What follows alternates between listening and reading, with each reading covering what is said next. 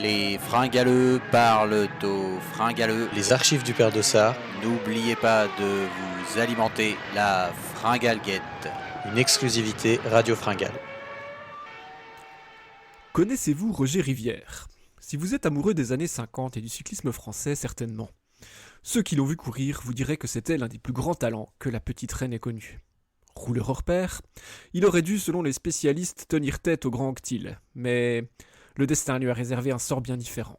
Voici son histoire, de l'espoir à la tragédie. Né à Saint-Étienne avant la Seconde Guerre mondiale, Roger Rivière grandit dans une famille modeste et découvre la bicyclette grâce à sa sœur aînée. Sa première licence est signée quelques années plus tard au Vélo Club stéphanois, dirigé par son ancien instituteur. Rapidement, Roger obtient ses premiers résultats en contre-la-montre. Véritable machine à rouler, il enchaîne également les belles performances sur la piste. La poursuite devient son domaine, et les courses sur l'anneau commencent à lui rapporter de belles primes. Une aubaine pour celui qui n'est encore qu'amateur, et passe la majeure partie de ses journées à l'usine en tant qu'ajusteur. En 1956, à l'âge de 20 ans, Rivière décide de franchir le pas en arrêtant son activité d'ouvrier. Le vélo, c'est désormais 100% de son temps. Les succès s'enchaînent et arrive une sélection en équipe de France Espoir pour participer à la Route de France, considérée à l'époque comme un petit Tour de France pour amateurs et indépendants. Brillant toute la semaine, une vilaine chute sur la dernière étape pyrénéenne lui fait perdre la tête du général pour échouer au pied du podium. Qu'importe, le jeune Français est une valeur sûre de sa formation et quelques semaines plus tard, il remporte le Tour d'Europe qui lui ouvre les bras du cyclisme professionnel l'année suivante. 1957 sera une année de rouleur, enfin plutôt de poursuiteur. Son principal exploit, battre celui qui remportera 2 mois plus tard le Tour de France en finale du championnat de France de poursuite. Vous aurez reconnu le triple tenant du titre Jacques Anquetil, as de l'effort solitaire qui trouve ce jour-là son maître dans l'exercice. Il se met alors en tête de battre le record de l'heure détenu par l'Italien Baldini. Sur un vélo construit pour l'occasion, il va, pour un demi-kilomètre, s'emparer du prestigieux record. 46,923 km. L'année suivante, bien qu'une mission militaire en Algérie contrarie son début de saison, le Stéphanois propose un nouveau chef-d'œuvre dans l'effort solitaire pour améliorer son record de l'heure.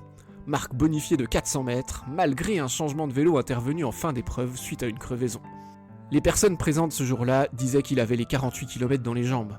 Le vélodrome du Vigorelli, à Milan, en tremble encore.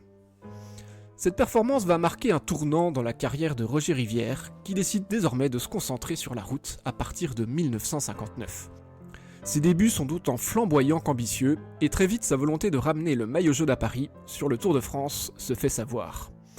En avril, la Vuelta sera un premier test sur Grand Tour. Sa fréquence cardiaque incroyablement basse et ses qualités de récupération hors normes doivent l'amener à être l'égal d'un Coppi, à qui il est régulièrement comparé.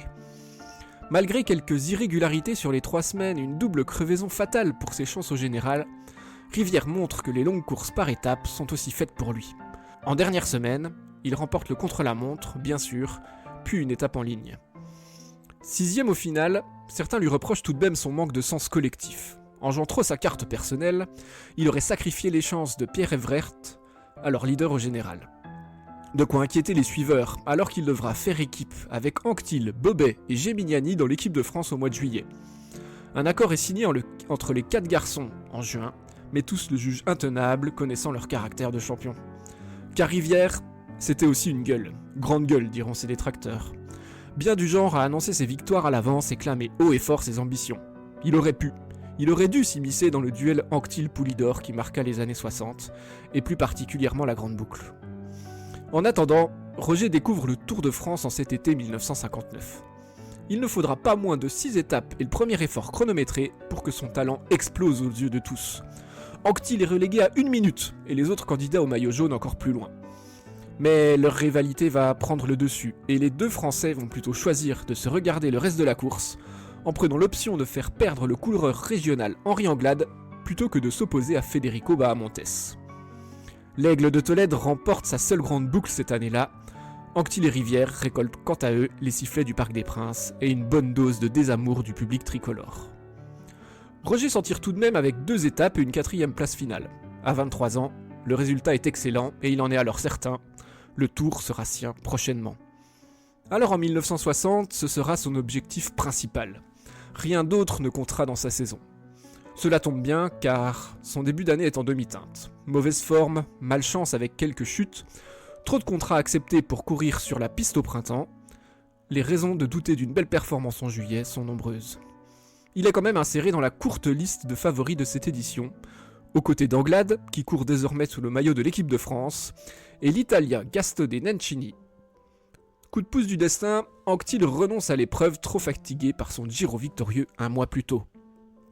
Rivière et Anglade, équipiers sous le maillot national mais loin d'être amis, vont dominer le début d'épreuve. Au premier, le chrono bruxellois.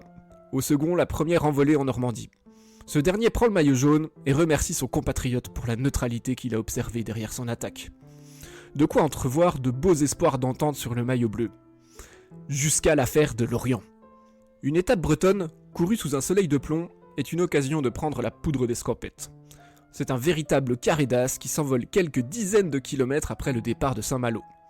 Nencini, Adrian Sens, Junkermann et Rivière.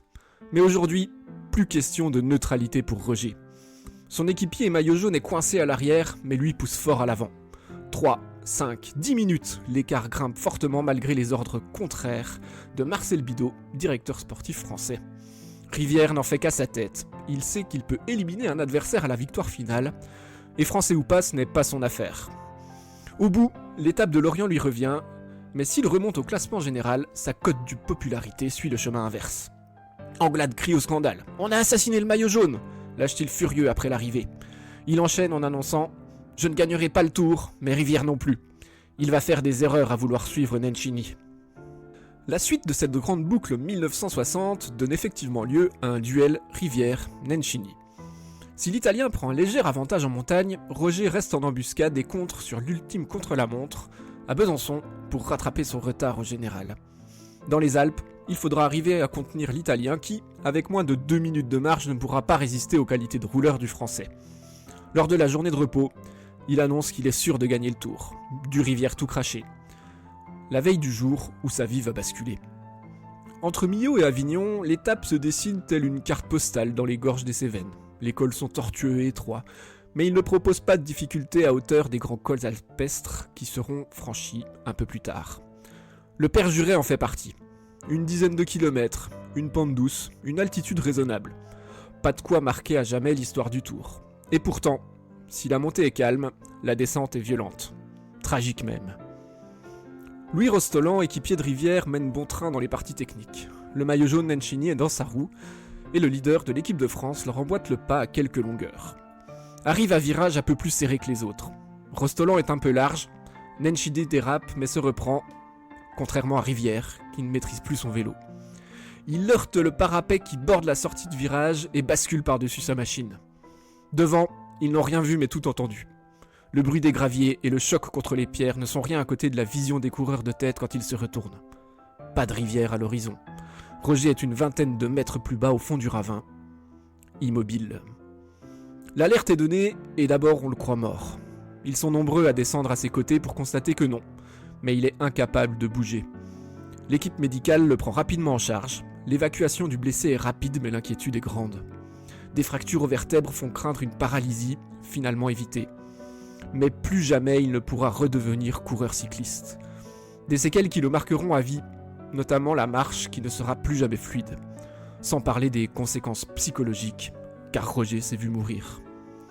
Les jours, semaines, mois et années qui suivent cet événement tragique ne feront que plonger Roger Rivière au fond d'un trou duquel, cette fois-ci, il ne remontera plus jamais.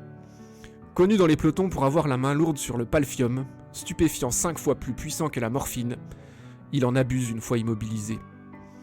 Il développe une dépendance immense, au point d'absorber des doses jusqu'à 7 fois supérieures aux recommandations, et cette addiction va le hanter pour le reste de sa vie. Les années et les cures de désintoxication passent, mais Roger continue de sombrer. Confronté à la justice, et même à des gangs pour une histoire de vol à main armée, tout l'a éloigné de ses chevauchés à vélo et de l'élégance du bonhomme sur un vélodrome. Rivière coule. Un cancer du larynx s'est développé et la chimiothérapie affaiblit son corps déjà détruit par des années de palfium. Roger n'y survit pas et meurt le 1er avril 1976, à seulement 40 ans. Comparé au plus grand de ses premiers tours de roue, doté de qualités physiques exceptionnelles, Il était aussi un homme ambitieux qui devait naturellement finir par remporter, au moins une fois, un Tour de France. Les livres d'histoire devaient le retenir, mais le nom de Roger Rivière n'a pas été inscrit sur les bonnes pages.